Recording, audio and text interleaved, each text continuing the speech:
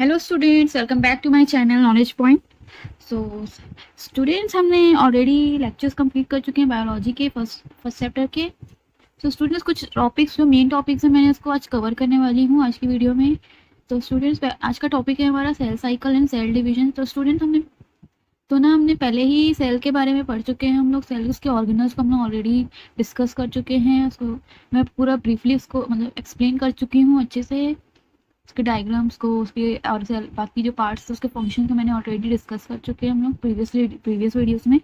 तो स्टूडेंट्स, यहाँ आज की वीडियो में हम लोग पढ़ेंगे cell cycle and cell division. Cell cycle कैसे होता है, सेल डिवीजन कैसे होता है, उसको आज हम लोग जानेंगे।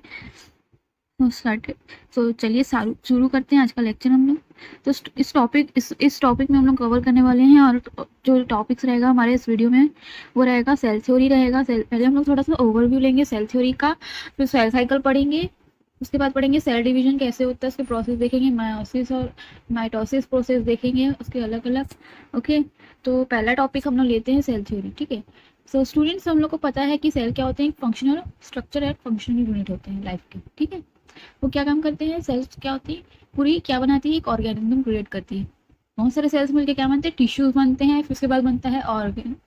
टिश्यूज मिलकर क्या बनाते हैं, ऑर्गन बनाते हैं, और ऑर्गन मिलकर क्या बनाते हैं, एक सिस्टम बनाते हैं, और पूरे सिस्टम मिलकर क्या बनाते हैं, एक ऑर्गेनिज्म बनाते हैं। ठीक है, तो हमने ये ऑलरेडी प्रीवियस वीडियोस में हम लोग पढ़ चुके हैं बायोलॉजी के। आप मेरे प्लेलिस्ट में देख लीजिएगा, मैं आपको लिंक डिस्क्रिप्शन बॉक्स में डाल दूंगी। ओके, तो स्टूडेंट्स, हम लोग आज की वीडियो में पहले तो ओवरव्यू देख लेते हैं कि सेल आखिर होते क्या हैं, सेल को किसने, उसका थोड़ा हिस्ट्री देखेंगे। ठीक है, तो स्टूडेंट, सेल्स क्या होते हैं, एक फंक्शनल और स्ट्रक्चरल और फंक्शनल यूनिट होती है। ये बहुत ही छोटे होते हैं और बहुत सारे छोटे होते हैं।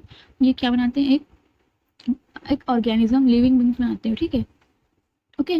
तो ना, एक अगर यूनिसेल्युलर उसको बोलते हैं जिसमें एक सेल होते हैं, जैसे ऑर्गेनिज्म में एक सेल होते हैं उनको यूनिसेल्युलर ऑर्गेनिज्म बोलते हैं। और जैसे बहुत सारे ऑर्गेनिजम्स होते हैं उसको हम लोग क्या बोलते हैं, मल्टी सेल्युलर ऑर्गेनिज्म। सॉरी, जिसमें बहुत सारे सेल्स होते हैं उसमें हम लोग क्या बोलते हैं, मल्टी सेल्युलर ऑर्गेनिज्म। ओके, तो ना स्टूडेंट्स, और सेल की स्टडी को हम लोग क्या बोलते हैं, साइटोलॉजी। ओके, देखिए यहाँ पे लिखा है साइटोलॉजी। ये क्वेश्चन आपको पूछ देगा, what is the study, what is the study of a cell. Study of cell को क्या बोलते हैं, क्या है, तो उसको हम लोग क्या बोलेंगे, साइटोलॉजी। ठीक है, और ना इस सेल को सबसे पहले किसने देखा था, रॉबर्ट हुक ने सबसे पहले इसको डिस्कवर किया था। रॉबर्ट हुक एक साइंटिस्ट थे जिसने क्या किया था, माइक्रोस्कोप में फॉक्स सेल्स में देखा था, फॉक्स सेल्स को देखा था माइक्रोस्कोप से। ठीक है, ये फर्स्ट सेल था फॉक्स सेल्स। ठीक है, और उसको नाम दिया था सेल करके। ठीक है, रॉबर्ट हुक ने। ठीक है, तो ना फिर दूसरे साइंटिस्ट थे, दो साइंटिस्ट थे, एक बॉटनिस्ट थे, एक जर्मन बॉटनिस्ट थे, एक जर्मन जूलॉजिस्ट थे। उनका नाम था एमजे स्लेडन एंड टी स्वान। ये दो साइंटिस्ट थे जिन्होंने सेल थ्योरी फॉर्मुलेट की थी, मतलब सेल थ्योरी दी थी, प्रपोज किया था उन्होंने बोला था कि जो जितने भी ऑर्गेनिजम्स है वो ना छोटे छोटे सेल से मिलकर बनते हैं। ठीक है, जितने भी लिविंग ऑर्गेनिजम्स है वो छोटे छोटे सेल से मिलकर एक बने हुए होते हैं। ठीक है, और सेल्स इसमें बहुत ही मेजर रोल प्ले करता है। वो क्या करता है, एक नए नए नए जीव को जन्म, नए जीवित सेल को वो जन्म देता है। और वो मतलब जो पहले से सेल्स रहते हैं ना, वो क्या करते हैं, नए सेल्स को नया सेल डिवीजन होकर नए सेल्स फॉर्म करते हैं। ओके, तो cell always rise from the pre existing living cells by division. ठीक है, सेल्स क्या होते हैं, जो पहले से सेल्स होते हैं ना, उसी से वो नए सेल्स बनते हैं। ओके, तो ये दो पॉइंट्स उन्होंने बताया था, प्रपोज किया था सेल थ्योरी में।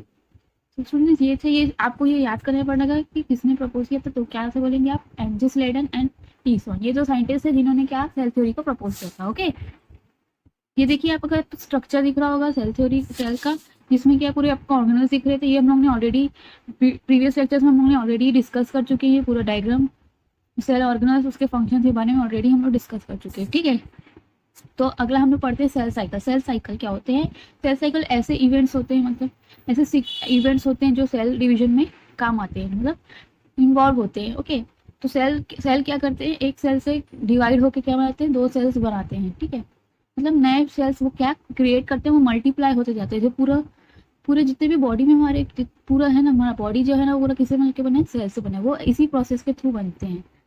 ठीक है, तो बहुत सारे इवेंट्स होते हैं सेल साइकिल में जो क्या करते हैं, जेनेटिक कंट्रोल में भी काम होते हैं। ठीक है, जेनेटिक मतलब कुछ भी चीज़ जो अनुवांशिक रहती है ना, अनुवांशिक कैरेक्टर, जितने भी कैरेक्टर्स रहते हैं ना बॉडी में, जैसे हेयर का कलर हो गया, ये सब इस सेल्स पे डिपेंड करते हैं। कि हेयर का कलर हो गया, आई का कलर हो गया, सब सेल्स पे डिपेंड करते हैं। ओके, तो ये सब ना प्रोसेस सेल साइकिल के थ्रू ही होता है। कैसे जेनेटिक कैरेक्टर्स आते हैं ह्यूमन बींग्स या लिविंग बींग्स में, ये सब प्रोसेस से गुजर के ही वो बनता है, ठीक है। तो सेल्स के जो मेजर फेजेस होते हैं ना, वो देखिए हम लोग यहाँ पे पढ़ते हैं। सेल्स क्या करते हैं, बहुत सारे फेजेस से गुजर के डिवाइड होते हैं। तो ना ह्यूमन सेल साइकिल कितने घंटे का होता है, 24 घंटे का होता है। देखिए यहाँ पे लिखा हुआ है। तो ह्यूमन साइकिल जो होता है ना 24 घंटे का होता है, और इसका होता है 90 मिनट। 90 मिनट मतलब उसको 1.5 घंटा लगता है एक सेल साइकिल कंप्लीट करने में, ओके। तो ना ऑर्गेनिज्म, ये सिर्फ organism to organism, cell to cell होता है ये सेल साइकिल पूरा। तो कितने फेजेस है उसको हम पढ़ते हैं। देखिए यहाँ पे पूरा चार्ट बना होगा, एक स्कीमिक डायग्राम बना होगा सेल साइकिल का। पहला है दो फेज होते हैं, एक होता है इंटरफेज और एम फेज। शुरू का इंटरफेज में क्या होता है, 3 फेजेस रहते हैं इसके अंदर। पहला रहता है जी फेज, यानी कि गैप 1। सेकेंड है एस फेज, सिंथेसिस, जिसमें सिंथेसिस होती है। और तीसरा है हमारा G2 फेज। ये एक इंटरफेस हो गया, ये शुरू फर्स्ट इंटरफेस हो गया। और सेकंड में देखिए लास्ट इंटरफेस रहता है, एम फेज रहता है, जिसमें अपन 2 प्रोसेस होते हैं। एक होता है कैरियोकाइनेसिस, दूसरा होता है साइटोकाइनेसिस। कैरियोकाइनेसिस में न्यूक्लियर का डिवीजन होता है सेल में, और साइटोकाइनेसिस में साइटोप्लाज्म का डिवीजन होता है, जिससे पूरा सेल क्या हो जाता है, 2 भाग में डिवाइड हो जाता है, 2 सेल्स में डिवाइड हो जाता है, डॉटर सेल्स में। तो ना कैरियोकाइनेसिस में भी 4 स्टेजेस और फेजेस होते हैं, जो क्या होते हैं, प्रोफेज होता है, एमफेज, मेटाफेज होता है, एनाफेज होता है और टीलोफेज होता है। इसको हम लोग डिटेल में पढ़ेंगे, बहुत इंपॉर्टेंट है। इसके डायग्राम्स और इसके क्वेश्चंस बहुत आते हैं, इससे रिलेटेड क्वेश्चंस बहुत आते हैं, ओके। तो देखते हैं हम लोग आगे। तो पहला है इंटरफेज। इंटरफेज में क्या होता है, पूरा सेल का डिवीजन, मतलब सेल अपने आप को प्रिपेयर कर लेता है, जिसमें क्या होता है, वो बढ़ने लगता है, उसकी ग्रोथ होने लगती है। और उसमें जो डीएनए जो प्रेजेंट होते हैं, वो क्या करते हैं, रेप्लिकेट होना चालू हो जाते हैं। मतलब वो अपना एक सेपरेट होना चालू करते हैं, मतलब डिवाइड होना चाहते हैं। डीएनए भी अपने जो न्यूक्लियस में डीएनए होता है ना सेल में, तो वो क्या करते हैं, डुप्लीकेट करने, मतलब वो डुप्लीकेट मतलब 2 भाग में होने लगते हैं, मतलब डिवाइड होने लगते हैं वो भी।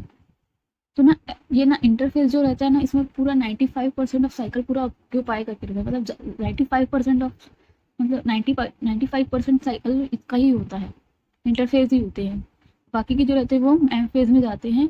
सबसे बड़ा साइकिल होता है ये, ठीक है। तो ना इसमें तीन फेजेस में होता है ये। G1 फेज में होता है, एस फेज, और G2 फेज में होता है। गैप 1 फेज में क्या होता है, देखिए यहाँ पे लिखा है, it is the phase between the end of mitosis and initiation of replication. ये माइटोसिस और एप्लीकेशन के प्रोसेस के बीच में होता है ये प्रोसेस। जब डीएनए रेप्लिकेशन होता है उससे पहले जी फेज होता है, जी फेज भी होना रहता है, जिसमें क्या होता है, सेल क्या होती है इस फेज में, सेल क्या होती है, उसको बढ़ने लगती है, अपनी साइज में बढ़ने लगती है, ग्रोथ होने लगता है। वो उसमें जो ग्रोथ आने लगती है सेल्स की, वो इस फेज में होती है, ओके। दूसरा होता है हमारा जी सिंथेसिस फेज। सिंथेसिस फेज में क्या होता है, डीएनए ऑलमोस्ट डीएनए रिप्लिकेट होने लगते हैं, और डीएनए कंटेंट डबल्स हो जाते हैं, मतलब 2 हो जाते हैं, मतलब जितने भी कंटेंट होते हैं उसके बढ़ जाते हैं, 20 से 4C हो जाते हैं कार्बन, ओके, मतलब बढ़ने लगते हैं, ठीक है। क्रोमोसोम नंबर सेम ही रहते हैं, बट जो डीएनए क्या होते हैं, डाई न्यूक्लियो एसिड क्या होते हैं, डाईराइबो न्यूक्लियो एसिड क्या होते हैं, डबल होने लगते हैं, ठीक है। इस फेज में सेंट्रियोल्स भी क्या होते हैं, जिस एनिमल्स में आपने देखे होंगे सेंट्रियोल्स प्रेजेंट रहते हैं, ऑर्गेन्स सेंट्रियोल्स क्या होते हैं, वो भी डुप्लीकेट होने लगते हैं इस फेज में। मतलब पूरा डीएनए रेप्लिकेशन का प्रोसेस इसमें होता है सिंथेसिस फेज में। और गैप 2 फेज में क्या होता है, देखिए गैप 2 फेज में क्या होता है, प्रोटीन्स का सिंथेसिस होता है इसमें। मतलब माइटोसिस के प्रोसेस में से कुछ प्रोटीन्स की जरूरत होती है, तो इस फेज में क्या होता है, प्रोटीन्स क्या होते हैं, सिंथेसाइज होने लगते हैं, ठीक है। और सेल पूरा ग्रोथ हो जाता है, कंटिन्यू हो जाती है सेल ग्रोथ, ओके। अब ये आता है G0 फेज। ये एक थोड़ा एक्सक्वेसेंट फेज है, इसमें ना कोई G0 फेज में कोई मतलब प्रीएग्जिस्टिंग एंटर डिड नॉट डिवाइड। तो सेल्स क्या होते हैं, डिवाइड नहीं होते, बस ये G1 फेज के पहले क्या आपके बाद होते हैं ये G0 फेज, जिसमें क्या होता है, सेल मेटाबॉलिक एक्टिविटी नहीं होती, जब but like do not perforate requirement. ये इसको आप थोड़ा पढ़ लीजिएगा, ये ज़्यादा इंपॉर्टेंट नहीं है। अब आते हैं हमारा मेन फेज है एम फेज, मतलब mitosis. Mitosis phase represent the phase where the cell actually divide. मतलब मेन फेज होता है सेल डिवीजन का, जिसमें सेल एक्चुअली डिवाइड 2 भाग में, मतलब 2 डॉटर सेल्स में फॉर्म हो जाते हैं, उससे ज़्यादा हो जाते हैं, ओके।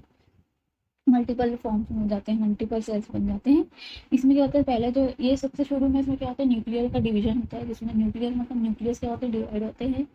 और उसमें ये सबसे लास्ट में क्या होते हैं, इसके जो साइटोकाइनेसिस मतलब साइटोप्लाज्म का डिवीजन होता है, ओके। देखिए यहाँ पे आपको स्ट्रक्चर दिख रहा होगा, सेल साइकिल का, जिसमें क्या है, आधा पार्ट क्या है, पूरा इंटरफेस है, जिसमें क्या है G1 एस और G2 फेज में, G1 फेज में सेल ग्रोथ दिखाया गया है, G1 फेज में सेल ग्रोथ दिखाया गया है, ठीक है। और सिंथेसिस फेज में क्या है अपना डीएनए रेप्लिकेशन हो रहा है, ये सिंपल वे है लर्न करने का, ठीक है। G2 फेज में होता है आपका माइटोसिस के लिए, वो क्या होता है सेल पूरा प्रिपेयर होता है, सेल डिवीजन के लिए पूरा प्रिपेयर हो जाता है सेल, ओके। फिर आता है हमारा एम्फेसिस में 4-5 फेजेस होते हैं, 4-5 स्टेजेस होती हैं जिसमें वो इन्वॉल्व होते हैं माइटोसिस में, इसको हम लोग डिटेल में पढ़ने वाले हैं। ये डायग्राम आप लोग देख लीजिएगा, ये आएगा तो कुछ, ये आएगा क्वेश्चन इसमें पूछ देगा एग्जाम में। अब सेल डिवीजन क्या होता है, सेल डिवीजन एक ऐसा प्रोसेस होता है जिसमें क्या होता है पेरेंट सेल्स क्या होते हैं दो भाग में डिवाइड हो जाते हैं, दो टोटल सेल्स में डिवाइड हो जाते हैं, दो से ज़्यादा टोटल सेल्स में क्या हो जाता है डिवाइड हो जाते हैं, ठीक है। ये जो सेल्स डिवीजन मतलब ये एज ए सेल साइकिल का लार्जर साइकिल है ये, ठीक है। तो in cell division the cell that is dividing is called, जो सेल डिवाइड हो रहा है उसको क्या बोलते हैं हम पेरेंट सेल बोलते हैं, देखिए आप लिखा है ना, जो सेल डिवाइड होते हैं वो क्या होते हैं पेरेंट सेल होते हैं, जो जब डिवाइड होकर जो सेल्स बनते हैं उसको हम लोग क्या बोलते हैं डॉटर सेल्स बोलते हैं, ठीक। जो सेल डिवाइड होकर बने हैं उसको क्या बोलेंगे डॉटर सेल्स। जो प्रोसेस रिपीट होता है उसको हम लोग क्या बोलते हैं सेल साइकिल, ठीक। अब देखते हैं हम लोग लाइन बाय लाइन अब सेल्स डिवाइड क्यों होते हैं, ये रीजन कुछ होते हैं जिसको मतलब सेल्स क्या होते हैं डिवाइड होने चालू जाते हैं, 3 रीजन मेनली होते हैं सेल मतलब बॉडी के डेवलपमेंट और ग्रोथ पे, मतलब मेन रीजन है बॉडी क्या होती है हमारी ग्रोथ होती रहती है, हमारी हाइट बढ़ती है, कलर में थोड़ा चेंजेस आते हैं, है ना, हमारी बॉडी ऑर्गन्स बढ़ने लगते हैं, ये सब किस पे डिपेंड करता है बेटा सेल डिवीजन पर डिवाइड करता है, ठीक है। हमारी बॉडी की जो डेवलपमेंट और ग्रोथ में होता है ना ये सब सेल डिवीजन के लिए होता है, ओके। तो मेन रीजन यही है कि सेल डिवीजन क्यों होता है ग्रोथ एंड डेवलपमेंट के कारण के लिए, ओके के कारण। और दूसरा होता है जितने भी मरे हुए रहते हैं सेल्स को रिपेयर करने के लिए काम आता है, के लिए होता है के कारण होता है। और जितने भी डैमेज टिश्यूज हैं मतलब जितने भी डेड और डैमेज टिश्यूज है उसके लिए ये सेल डिवीजन प्रोसेस होता है, और रिप्रोडक्शन के लिए प्रोसेस होता है, ये 3 मेन कारण है जिसके कारण क्या होता है सेल डिवीजन प्रोसेस होती है, ओके। देखिए ऐसे सेल डिवीजन होता है जैसे यहाँ पे देखिए डॉटर सेल्स में दो सेल्स क्या हो रहे हैं डिवाइड हो रहे हैं, 2 सेल्स बन रहे हैं ना यहाँ पे, तो ऐसा सेल डिवीजन होता है इसको हम लोग पढ़ने वाले हैं आगे। तो सेल क्या होते हैं जितने भी सेल होते हैं ना दो प्रोसेस सेल डिवीजन और 2 प्रोसेस होता है वो 2 प्रोसेस से होकर गुजरता है, मेनली 2 प्रोसेस के पाए जाते हैं। पहला है हमारा माइटोसिस जिसमें क्या होता है माइटोसिस प्रोसेस किसमें होता है मोस्टली इसलिए होते हैं ये आई के जो भी आप लोग आई देखे होंगे ना कलर ऑफ आई स्किन ये सब सेल डिविजन के कारण होते हैं, ओके। ये सब बॉडी में जितने भी सेल्स हैं ना उसके कारण ही पाए जाते हैं, सेल डिविजन के कारण ही बनते हैं, ओके। मियोसिस प्रोसेस किस लिए होता है रिप्रोडक्शन के लिए होता है, जिसमें ऐसे सेल डिवाइड होकर क्या दो सेल्स बनाते हैं जनरली, एक स्पर्म सेल्स होते हैं और दूसरे एग सेल्स होते हैं। स्पर्म सेल्स होते हैं मेल्स में बनाते हैं और एग सेल्स फीमेल्स में बनते हैं, ओके। ये किसके कारण होते हैं एप्लॉइड सेट ऑफ क्रोमोसोम्स के कारण बनते हैं ये, है ना। प्रेजेंस ऑफ मतलब जो डॉटर सेल्स होते हैं ना उसके अंदर न्यूक्लियर के अंदर क्या होते हैं क्रोमोसोम प्रेजेंट होते हैं, जिसके कारण क्या होगा जो क्रोमोसोम के इसमें हेल्प करता है जेनेटिक कैरेक्टर्स में हेल्प करता है ना। तो इनहेरिटेंस ऑफ जेनेटिक मतलब जितने भी जेनेटिक कैरेक्टर्स हैं वो ऑप्शन इसको देने में वो प्रोवाइड कराता है क्रोमोसोम्स, ओके। अब हम लोग पढ़ते हैं माइटोसिस प्रोसेस क्या होती है also called equational division as a number of chromosomes in parent in progeny remain the same. तो ना अब क्या होता है माइटोसिस प्रोसेस क्या होता है जितने भी क्रोमोसोम्स है वो इक्वली डिवाइड होते हैं पेरेंट सेल्स में, पेरेंट सेल को जितने भी पेरेंट सेल्स में वो तो इक्वली डिवाइड हो जाते हैं, वो 2 डॉटर सेल्स बनाते हैं, ठीक है। तो ये 4 स्टेजेस बनते हैं बेटा, पहला होता है प्रोफेज होता है, दूसरा होता है मेटाफेज, तीसरा होता है एनाफेज एंड लास्ट स्टेज होता है हमारा टीलोफेज, ओके। तो देखिए यहाँ पे आपको डायग्राम दिख रहा होगा प्रोफेज का, जिसमें देखिए बहुत सारे क्रोमोसोम से न्यूक्लियस के अंदर एस्ट्रोलेज स्पिंडल फाइबर दिख रहा होगा आपको, सेंट्रियोल दिख रहा होगा, ये सब क्या है ये पूरे डायग्राम में, ये ना पूरा डायग्राम है इसको हम लोग डिटेल में पढ़ने वाले हैं। पहला देखते हैं हम लोग प्रोफेज का, देखिए यहाँ पे आपको डायग्राम दिख रहा होगा, इसमें बना होगा स्पिंडल फाइबर है, सेंट्रियोल्स हैं, ये स्पिंडल फाइबर्स हैं ये जो दिख रहे हैं आपको ग्रीन कलर के, और उसके बीच में क्या है सेंट्रियोल्स हैं, और क्या है ये क्रोमोसोम सेंट्रोमियर। जब 2 सेंट्रोमियर क्या होता है जो 2 मतलब जो क्रोमोसोम्स होते हैं उसके सेंटर में क्या होते हैं सेंट्रोमियर्स होते हैं, ठीक है। तो प्रोफेज में क्या होता है जो न्यूक्लियर मेम्ब्रेन रहता है ना सेल का वो क्या होता है, डिसअपियर होना चालू हो जाता है, मतलब वो गायब होना चालू हो जाता है।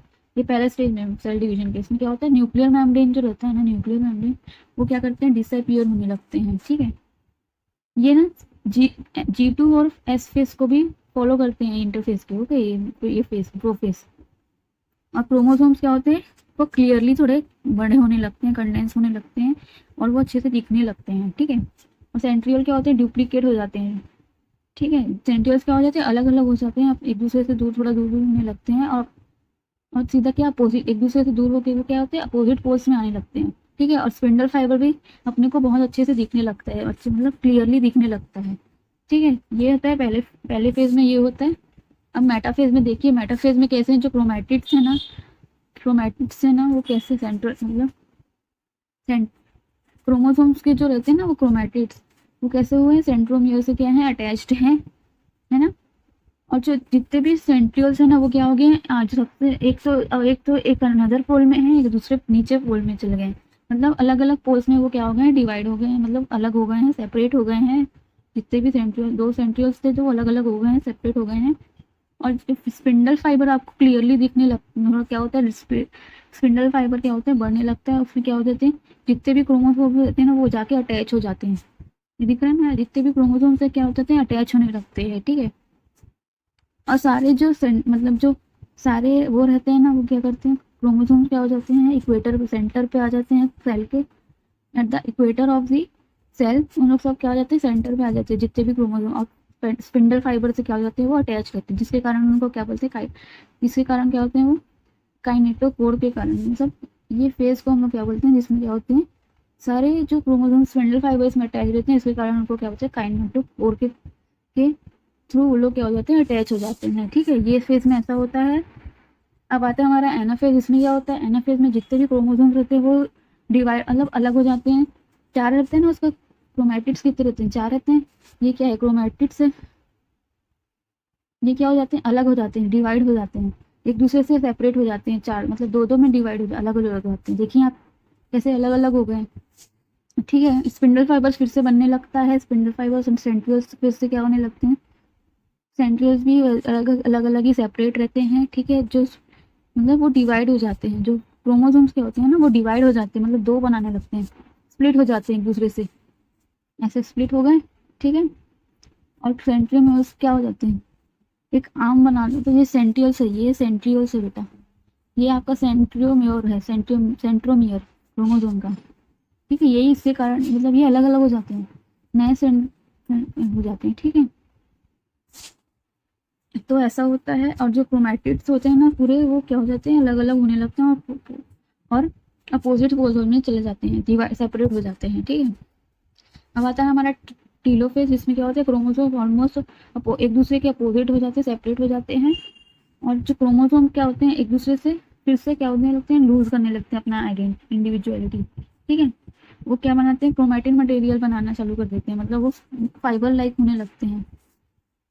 ठीक है, ऐसे तो पाया गया था ना फाइबर फॉर्म में। ठीक है, फिर क्या होता है, न्यूक्लियर मेम्ब्रेन जो होता है फिर से दिखने लगता है, और क्रोमोसोम्स क्या हो जाते हैं, क्लस्टर मतलब एक साथ हो जाते हैं पूरे क्रोमोसोम्स अलग अलग। ठीक है, और सारे ऑर्गेनल्स भी दिखने लगते हैं, फिर से दिखने लगते हैं। ठीक है, फिर इसके बाद नेक्स्ट स्टेज आता है, जिसमें हमारा क्या होता है, साइटोकाइनेसिस प्रोसेस होता है। साइटोकाइनेसिस में क्या होता है, सेल डिवीजन, पहले तो न्यूक्लियर डिवीजन हो गया, मतलब न्यूक्लियस का पूरा डिवीजन हो गया। अब क्या होता है, साइटोकाइनेसिस, जिसमें क्या होता है, साइटोप्लाज्म जो रहते हैं वो क्या होते हैं, डिवाइड हो जाते हैं। ठीक है, इस पहले तो प्लांट सेल का देखते हैं हम लोग। प्लांट सेल में क्या होता है, प्लांट सेल में हम लोग देखे हैं कि साइटोप्लाज्म मतलब किसका मतलब इसके पहले क्या होता है, साइटोप्लाज्म होता रहता है ना, जिसमें सेल में सेल वॉल रहता है, सेल वॉल उसमें रहता है, और एनिमल सेल में क्या रहता है, सेल मेम्ब्रेन रहता है। तो इसमें क्या होता है, एक सेल वॉल रहता है जो क्या होता है, डिवाइड एक प्लेट बना लेता है एक दूसरे से। ये सेल वॉल है ना, दोनों सेल के बीच में क्या बना लेता है, एक प्लेट बना लेता है, मतलब वो अलग होने लगते हैं, डिवाइड होने लगते हैं सेल्स। और सेल वॉल मतलब नया सेल ग्रोथ होता है, सेल वॉल का ग्रोथ होता है, जिसमें ना कुछ ऑर्गेनल्स भी रहते हैं, वो क्या हो जाते हैं, डिस्ट्रीब्यूटेड हो जाते हैं, मतलब दोनों सेल्स में क्या हो जाते हैं, डिस्ट्रीब्यूट हो जाते हैं। ठीक है, अब प्लांट सेल में क्या होता है, सेल मेम्ब्रेन के बीच में एक गड्ढा सा बन जाता है दोनों सेल के, ऐसा फरो टाइप का बन जाता है, ये फरो है। ठीक है, ये फरो है इसमें, और ये क्या हो जाता है, फरो क्या करते हैं, इन दोनों को डिवाइड करते हैं, जितने भी साइटोप्लाज्म है ना, ये इसको पूरा सेल को क्या कर देते हैं, मतलब डिवाइड कर देते हैं, दूसरे से अलग करने लगते हैं ये फरो होके। ठीक है, तो देखिए यहाँ पे देखिए कैसे क्लीवेज टाइप का बन रहा है ना, क्लीवेज टाइप का बन रहा है दोनों सेल्स के बीच में, जिसके कारण क्या हो रहा है, सेल डिवीजन हो रहा है, सेल पूरा प्रॉपर डिवाइड हो रहे हैं, एक दूसरे से अलग हो रहे हैं। और प्लांट सेल में क्या होता है, एक प्लेट टाइप बनता है इस प्रोसेस में, प्लेट बन जाता है सेल वॉल के बीच में, मतलब पूरे प्लेट बन जाते हैं सेल के बीच में, और सेल वॉल, पूरे सेल वॉल अलग नया डेवलप हो जाता है सेल के अंदर, और पूरे सेल के हो जाते हैं, दोनों सेल्स डिवाइड हो जाते हैं एक दूसरे से। ठीक, तो ऐसा होता है बेटा साइटोकाइनेसिस प्रोसेस और ट्रांसक्रिप्शन प्रोसेस। ये मेन मेन प्रोसेस है, ये बहुत आता है, ये बोर्ड एग्जाम में आते हैं।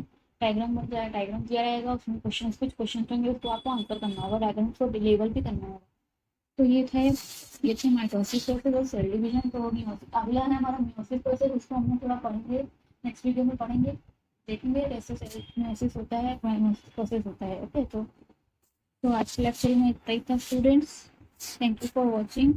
आपको वीडियो अगर अच्छी लगी होगी तो लाइक कर दीजिए, और आगे बने रहने के लिए चैनल को सब्सक्राइब कर लीजिए। ठीक है, नोटिफिकेशन और अपडेट्स के लिए चैनल को सब्सक्राइब करिए। तो थैंक यू स्टूडेंट्स।